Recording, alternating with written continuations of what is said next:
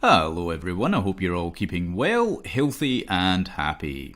In this video I'm going to talk about the concept of the Tree of Knowledge, because this myth about the Tree of Knowledge has been around for a very, very long time. Thousands of years in fact. It's persevered through the ages and it still exists today, even in this corrupted form in the biblical texts. But the prototypical stories can still be found in the Hindu texts and also in ancient Babylonian mythologies as well. What does it all mean? That's what we're going to talk about fundamentally, I think. And why was it that the fruit from that tree was forbidden to Adam and Eve in the Garden of Eden? These are some very important questions. In ancient mythology, eating from the fruit of the tree of knowledge, provided the gods with the knowledge of who shall live and who shall die. And this was knowledge that they needed to maintain balance in the world. The gods, of course, in this case, represented the immutable laws of nature, the universal laws which govern the universe, both physical and biological.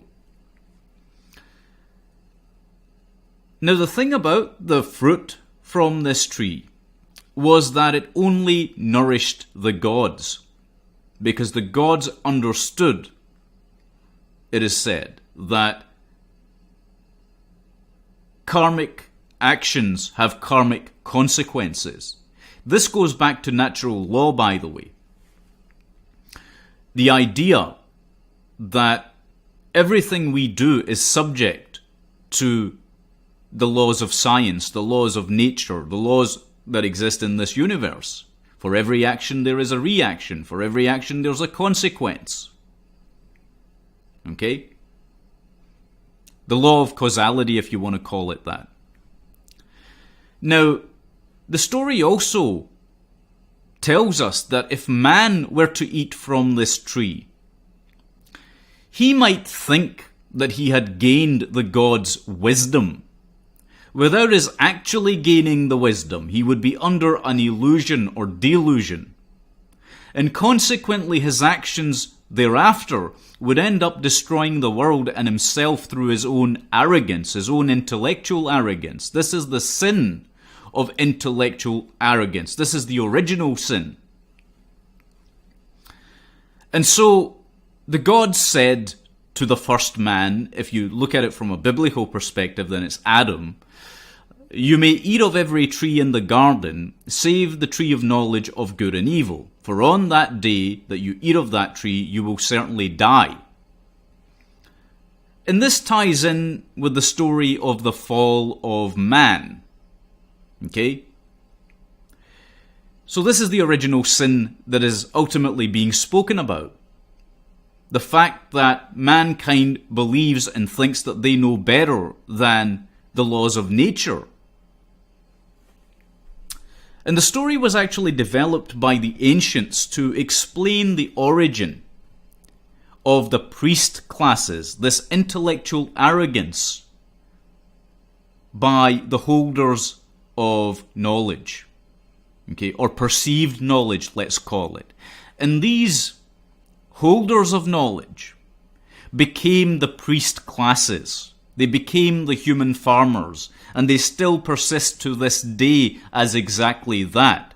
They are still the old bloodlines from the same priest classes. Okay?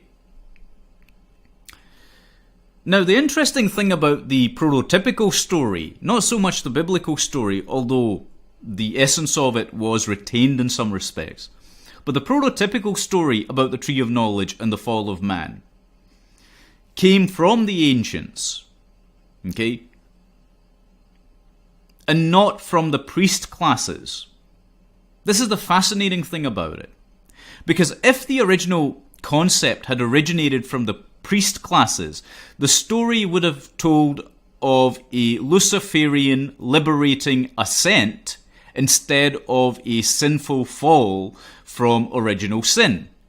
And that sin being intellectual arrogance, living under a delusion. Okay? And the story also ties in with the following story, which in biblical terms would be the killing of Abel by Cain. Right? And it's almost analogous, again, in the prototypical stories in Egyptian theology or Hindu mythology or Babylonian mythology. It's analogous to Horus versus Set, for example, in the Egyptian conceptualized idea. Okay?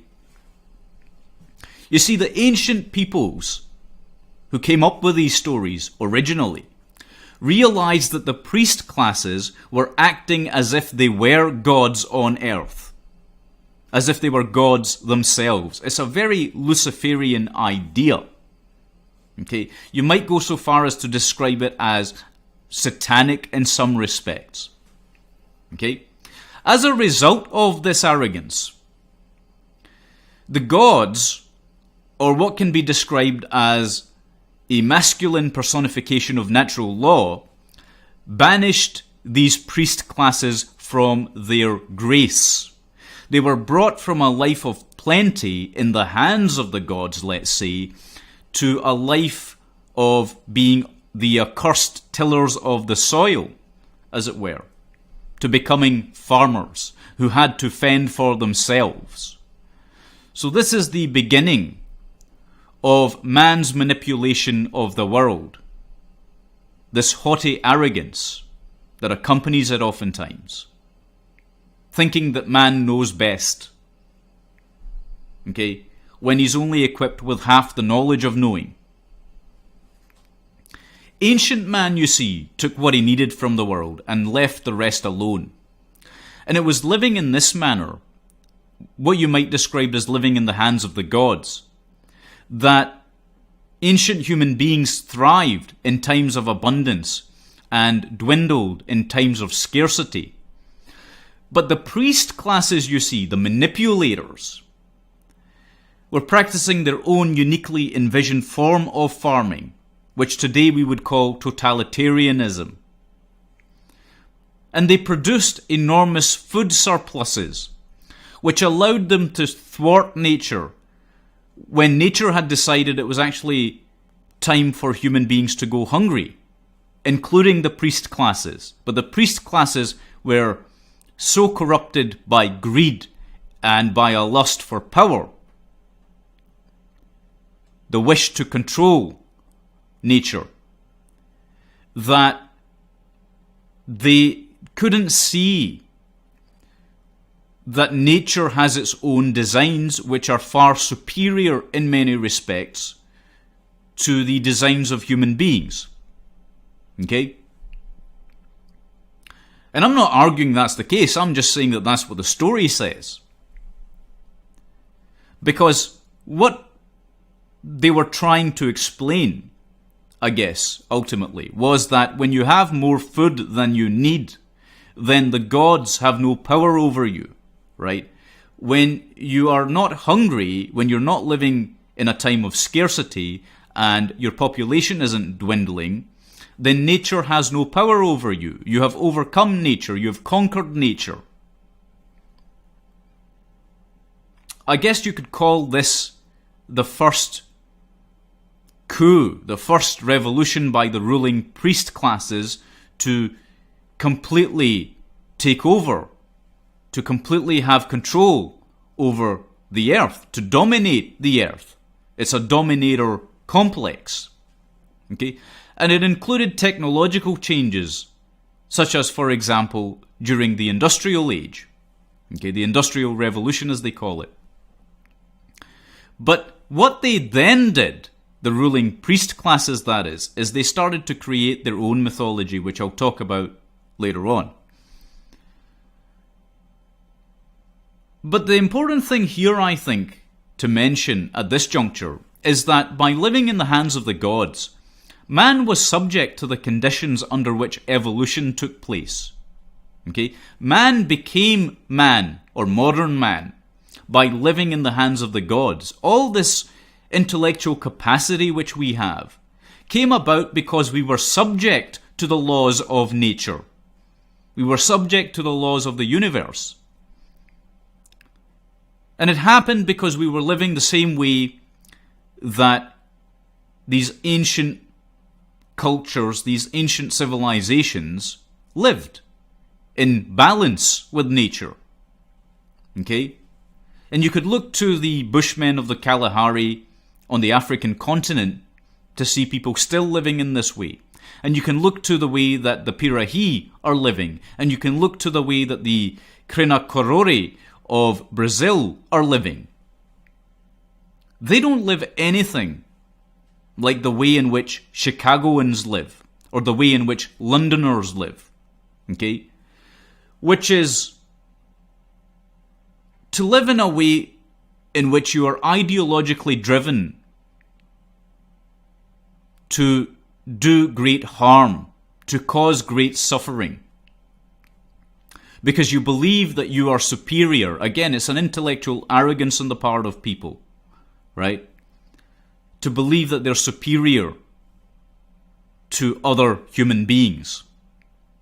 Okay? Now, according to the ruling priest class's story, creation came to an end with the dawn of man, because by their standards, man is considered and was considered to be the pinnacle of all creation.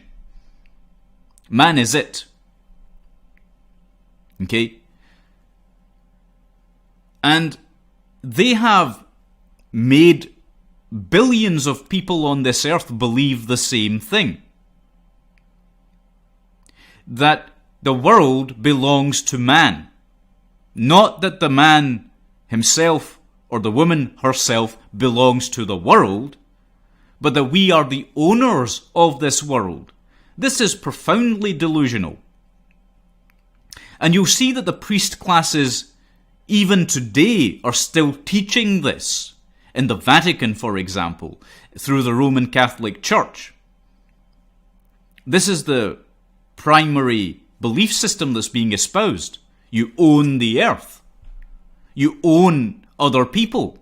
What kind of ridiculousness is this? But they preach it and they teach people this, and they've created systems that do the same thing. They've created systems that tell people that they have a right to impose themselves on others, that they have a right to curb the freedoms of others. And they teach all these things through these indoctrination centers that we call schools. And then they further propagate these ideas through the mainstream media. Okay? And through government. The word government, by the way, that means something really interesting if you take a look at the root original word. Okay? What it means is to control, to rule, okay? To have total control over one's mind. Now you see, in order to make their story, their version of the story, the priest class's version of the story come true, the rulers have to put an end to creation itself. And they're actually doing a damn good job of doing exactly that. This is part of the reason why all of these ideologies that we are seeing, whether it's communism, whether it's Nazism, whether it's these theological belief systems like Islamism, and even the way that Christianity has been subverted, all of them are eschatological. Eschatological means that they want to bring about the end of the world, because they talk about it so damn much, right? They developed entire ideologies to justify their thinking, their beliefs, their political and religious ideas, beliefs, right?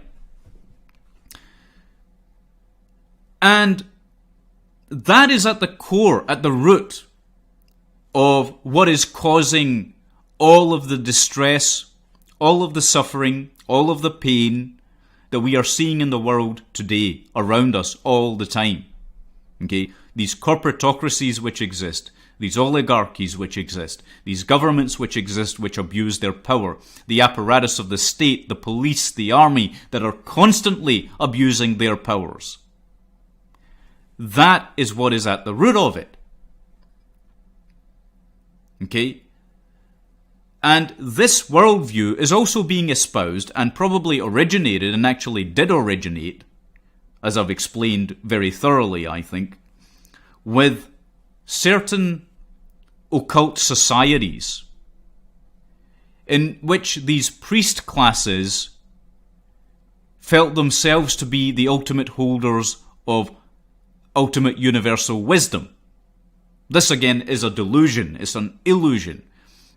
That's the wrong type of thinking to have. It's a nihilistic form of thinking to have. Why is it nihilistic? Because it's eschatological. If you want to destroy the world, keep in mind that it means that you want to destroy yourself, which is fundamentally what nihilism is. Okay? It's extraordinarily dangerous. But that is the point of the story of the Tree of Knowledge. Okay? That is the point of the story behind why humans were not allowed to consume the fruit from the Tree of Knowledge, from the Tree of the Gods.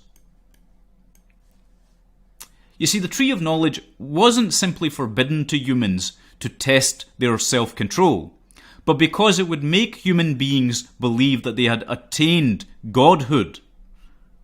Right? They had attained ultimate universal knowledge, which is by definition unattainable. Why is it unattainable? Well, because there are so many moving parts to this universe, so many particles which exist, so many different interactions and reactions and everything else which is going on, that there isn't a single chance that a singular individual could ever possibly comprehend it all. Okay? That's just never going to happen, because it would take a universe to contain that knowledge, and guess what? It is contained in this universe. You are not a universe. Okay? You have... What is actually interesting about this, on a side note, very quickly let me say, you do have in the brain, in the human brain, a miniature universe of sorts. Okay, it's a representation of the universe at large. But it is not actually the full extent of all that is in the universe. Your brain simply does not know it. A great demonstration of this is, if you ask yourself a question to which you do not know the answer does not magically pop into your head. Right? Although on occasion people have had flashes of insight, but that's a whole different ballgame, right? On occasion you have these eureka moments.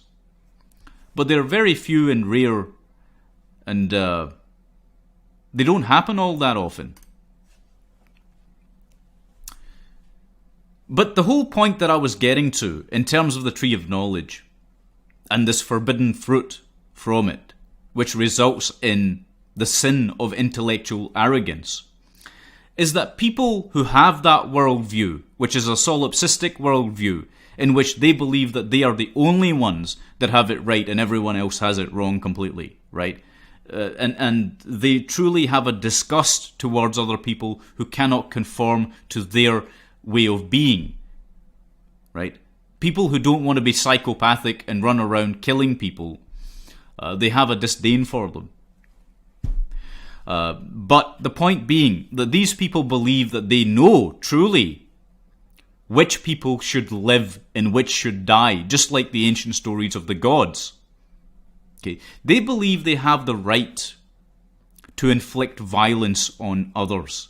They believe they have the right to destroy others. They believe that they have the right to kill others. Okay?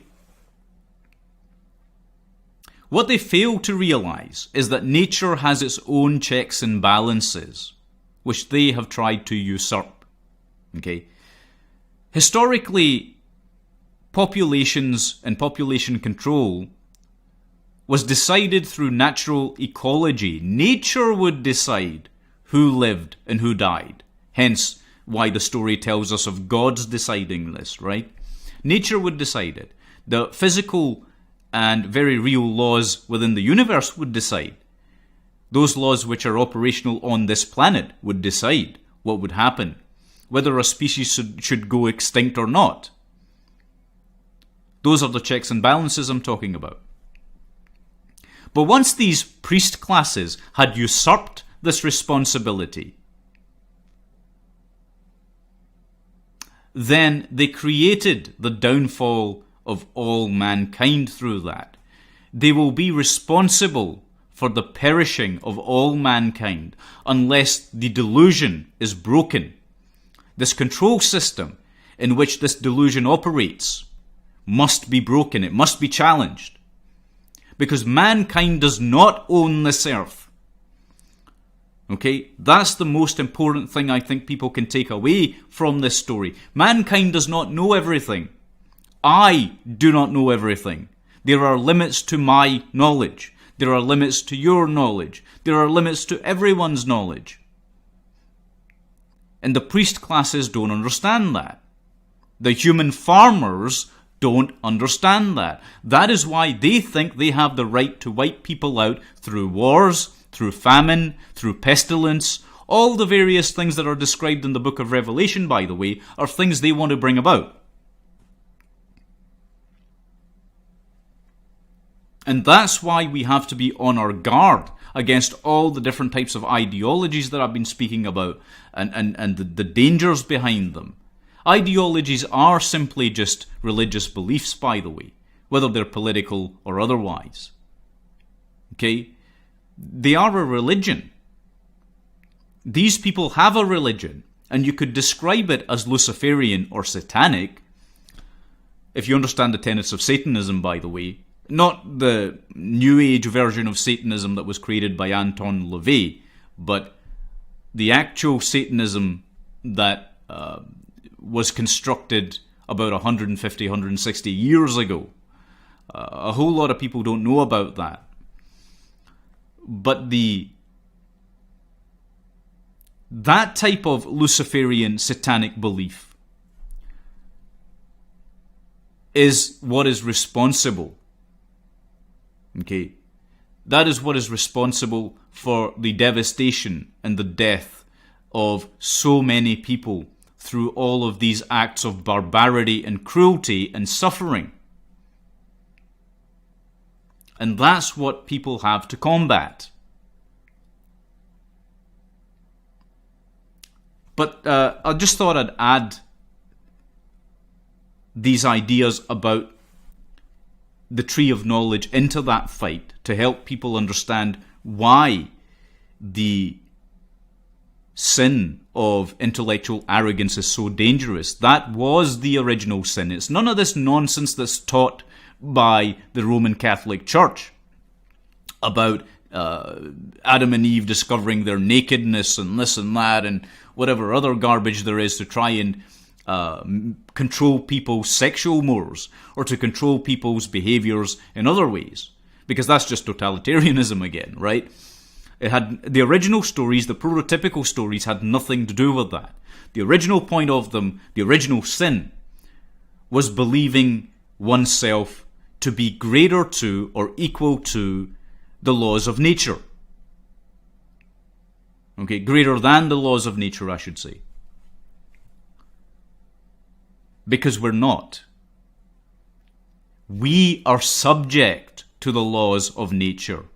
And we have to respect nature in all its forms. That doesn't mean that we think that nature is all sweetness and light, because nature can be very, very destructive in and of itself. But it does mean that we have to understand its power and acknowledge its power and know that we cannot always beat it, and perhaps we should not try and beat it. Okay? A great example is this stuff that happened with Hurricane Harvey and previously Hurricane Katrina, in that all the technology we developed couldn't stop those things happening. Okay? Natural disasters, which are still termed, funnily enough, in this day and age, acts of God. All these natural disasters can wipe us out in the blink of an eye. And we don't seem to have enough respect for that, I don't think. And we should. We really should. Because the power of nature really is quite awesome. And it should inspire awe in us. And it's right to be fearful of nature. But it's not right to want to control those, again, immutable laws which exist. It's not right to wish to control nature herself. And I think that's what's leading to the increase in nihilism, actually. The fact that these belief systems are being peddled in every institution, in every place that you can imagine, throughout and across human civilization. Anyway, that's just my 2 cents worth. But I hope that you found that informative in some sense. Anyway, thank you very much for watching. Take good care of yourselves, and God bless you all.